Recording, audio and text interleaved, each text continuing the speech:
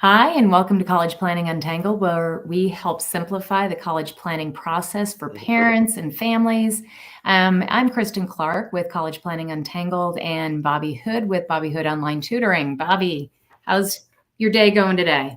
Just great. Very excited to just continue our weekly simplifying of things. This is always great. Yes, and today we're going to talk about, can my 17-year-old really choose a career? And Bobby, I get this question all the time. Yeah. Yeah. Um, it's interesting. This this topic is so tied to picking a major, Hmm. and students always tell me this is the most stressful part and the most overwhelming part of planning for college. Hmm. But Bobby, it's also the part that they spend the least amount of time on. Oh, absolutely. I mean, that's the thing is that's why the college planning thing doesn't work very well if you don't address this, right? Because if you just think about colleges, then it's just like, well, where do I want to live? Where do my friends go? Who has a good football team, right? But it's like, wait, you know, what are you gonna be majoring in? What are you gonna be studying, right? Yes, and I think what scares families about this topic is when we say choose a career, a Mhm. lot of the students will tell me, they're like, Kristin, my biggest fear is that I'm going to make this big mistake. Yeah. Yes. And that they're making one big decision. And Mhm. the reality in this, Bobby, is they're really not making one big decision. If we do this right, they're making a whole bunch of really tiny decisions Mhm. about picking a career and picking a major. Right, it's really just, you have to start by thinking about yourself and what you're good at and what you like and what you enjoy and what you're passionate about. And absolutely you need to think about those things. And you do know those things. You just maybe just don't know you know them, right? Exactly. And I think that's the challenge, is where it's hard for the kids to make the leap from what do I enjoy, what are my interests, to what job is that? Mhm. And I Yeah. think that's where we need to help them. And when I say it's a bunch of little decisions, you were hitting part of it for sure. The preferences, what do you like? Mhm. What skills do you have? I look at it and say your interests kind of will help dictate a industry. Mhm. Your skills will help you figure out what job within that industry. Then you've got Right. your preferences, right? And that's going to help you to make decisions along the way. Do I want to work with old people or completely not? Do I want to be as far away from mom and dad as I can possibly get? Mhm. Sure. Whatever those preferences are. And then finally, with the Clifton strengths, you can understand the activities within a job that are going to make you happy. Right. So now you're breaking it down into lots of little decisions that you're going, and once you get them all together, it starts to develop a picture, or they, Absolutely. right? Yeah, and I think that's what, is the thing is like just, I want to work in the medical field or I want to work in advertising or I want to work in whatever it is. I want to work outdoors or whatever, right? There are a million kinds of jobs that satisfy all kinds of different personal preferences. People of any type can work in any field, right? And so then it's like, oh, do you want to be working directly with people? Do you want to be interfacing with people all day, or do you want to be solving problems? Do you want to be researching, right? All those Yes. sorts of things. Yeah. So, and thinking about what we were talking about today, I was like, it's not really about, I think it's the way we're asking the question Mhm. sometimes. And it's really not, we're asking a 17-year-old to choose a career, Right. but we're really asking them to start talking about it and Right. start creating Absolutely. that vision. And I think Mhm. that's maybe less scary for parents to think about too, because I get it. Are we thinking a 17-year-old can choose a career?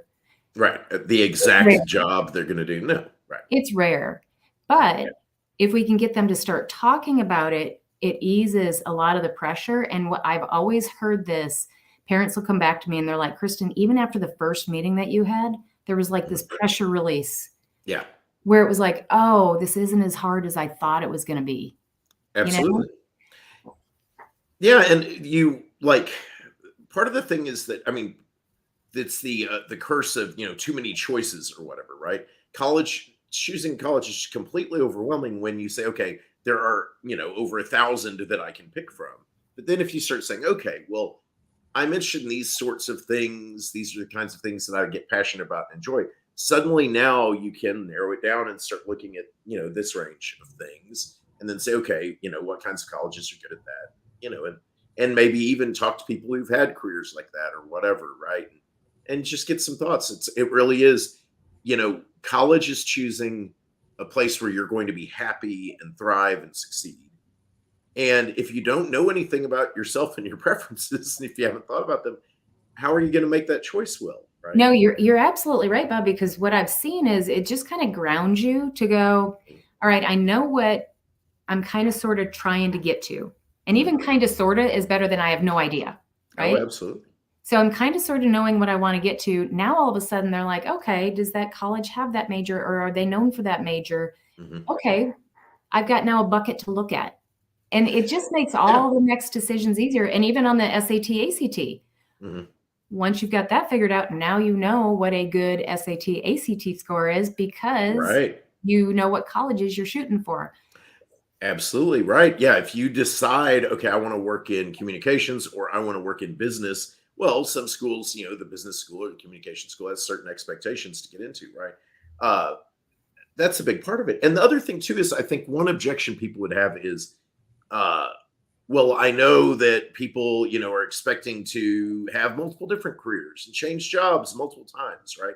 And the thing is, if you at least learn something about your preferences and what you enjoy and what your passions are, then at least you're moving toward a career that has some of those passions and interests. And then maybe, yeah, the job you get isn't the job you're going to stay in forever, but at least you're refining and learning things and finding out what you want within that area, right? As opposed to going and spending, 10 years doing a job that you don't like, as I did, right? Well, Uh, and what was interesting is I just was listening to this guy on TikTok and he explained it really well. And he mhm, said, you know what my grandmother said? You got to walk through the door to yeah. figure out that you might want to go out the window. And then you're going to walk across the lawn and you might get into the shed and go down the spiral staircase. It's all that you got to Yes. take the first step to be able to know what the next step is. Absolutely right. So yeah, you're not going to pick every single thing out, right? And I think that's why people probably shy away from it. Is they think, oh, we're trying to pick exactly the thing, and we know we can't do that yet, right? But we can certainly think about strengths and passions and interests And and starting to go in a certain direction. Mhm. And by doing that as well, Bobby, I hear this as well, and that is, oh, you know what? Everybody changes their major. It's Mhm. okay. The Right. answer is it is okay. It's okay to Mhm. change your major.